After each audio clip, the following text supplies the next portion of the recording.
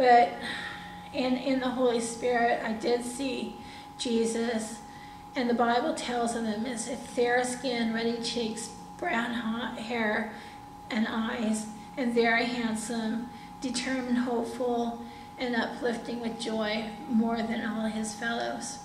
And he was just awesome. He was just like looking at me like, coming through, and I was like, whoa.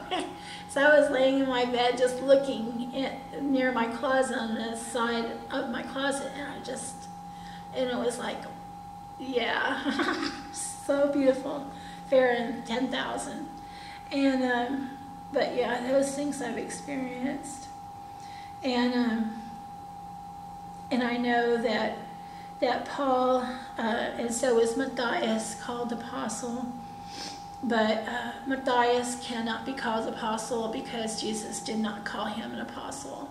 And Paul was called a chosen vessel and a minister, possibly because that's what he did to the Jews and the Gentiles. But when it comes to being the apostle, he was the vessel that talked about how things that I wouldn't be able to talk about because it's not accepted even still for women to be in this position in the world. So perhaps that's best that people think it's either Matthias or Paul, because the word still comes out and Jesus is still being known throughout. But Paul was a chosen vessel and a minister to deliver the word to the Gentiles and Jews alike. And he's ministered me too through those words. Thanks to the Holy Spirit who gave him those words, and Jesus who spurred him on, and God who had given him that to do. To saints and to apostles, he has given the words of this life, and saying there is neither Jew or Greek, there is neither bond or free, there is neither male or female, for ye are all one in Jesus. And if that were all there is, then truly everybody is equal to me. And I am thankful. And I am thankful that is all there is, but I am an apostle. And I do that to glory of Jesus. Jesus Christ said, a prophet is not without honor, save in his own country and in his own house. And he did mighty works there. He did not do mighty works there locally because of their unbelief. Okay, so that's true. He is not with honor there in his own country and among his own house. And they could not believe, and because their unbelief, he could not do many works. And I would think a lot of times people get to know a person from the ground up, like in their diapers, or if that they're out running and they skin their knee, or that if when they're older they just however that they are doing their thing, or even when they're up to a point like Peter, who turned away 3 times. I mean, even through the crucifixion, so it would stand to believe that people naturally would think of them as that, and they would think of themselves, and they would say, well, if I'm not able to do that, how would I ever believe that anyone else could? That sort of feeling. But after he proved himself time and time again, then those people locally, I would believe, started believing. And I am thankful for that, and those people who carries on, with the word, that those people who did not believe then, those people who came to them from the word and God to deliver the word, would still believe. And that's especially true, I believe it, in Jesus' case, because of course Mary, and everyone else, Joseph and all his local area, started believing after he had died even, but people still carried through and still did miracles and still did things that proved Jesus. And then those people who did not believe it was within themselves to be able to do those things started doing those things with the help of the Holy Spirit and Jesus and their spirit and God. So, it has to be, and it will be, and I believe it. So, anyway, that I too have no honor locally and in my own house.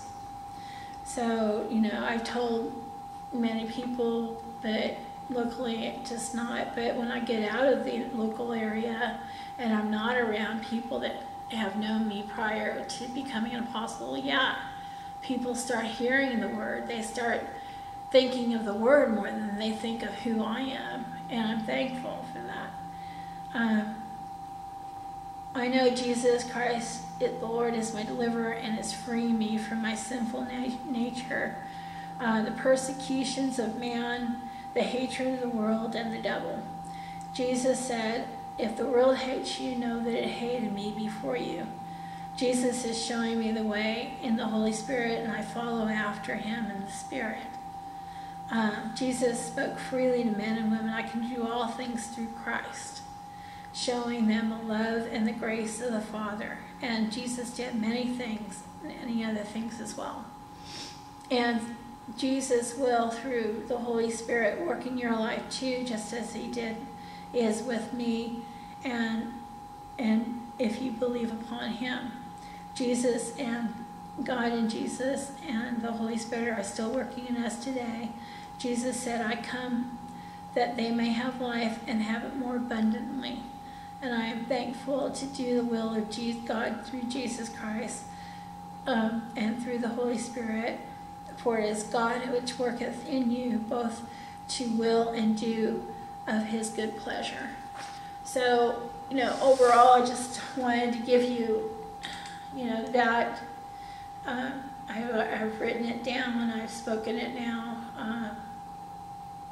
I know I've done a lot of different jobs and things.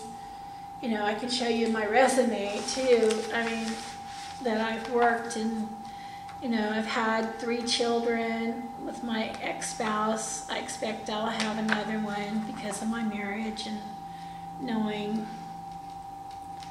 that thing.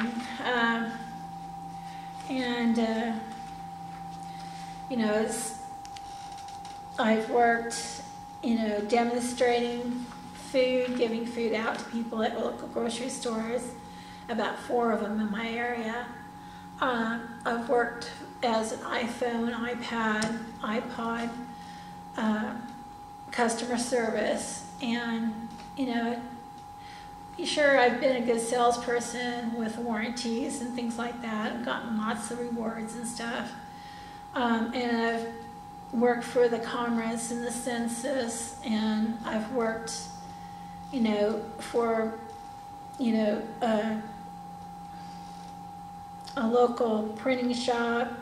I've worked for temporary agencies. I've worked for Valvoline corporate offices. I've worked as an administrative assistant, a medical secretary, a legal secretary. I've had so many temporary jobs. From one place to another. I've moved from California to Cincinnati to be with my children, falling on my face before the Lord. I came back to the old man that was helping me again, and then I've gone back to Cincinnati to be with my children, falling again on my face back to California. Just having to get jobs where I could, and then with the Social Security, they limit how much money you make and all that. So, it's just been an uphill battle of trying to do the Lord's work. Now, I know I probably need to get a part-time job, because even with Social Security, you can get a part-time job. I just wish one of these days I get off all this man-made stuff, and thankfully with the Lord I've overcome the world, and thankfully with him I'm the head and not the tail.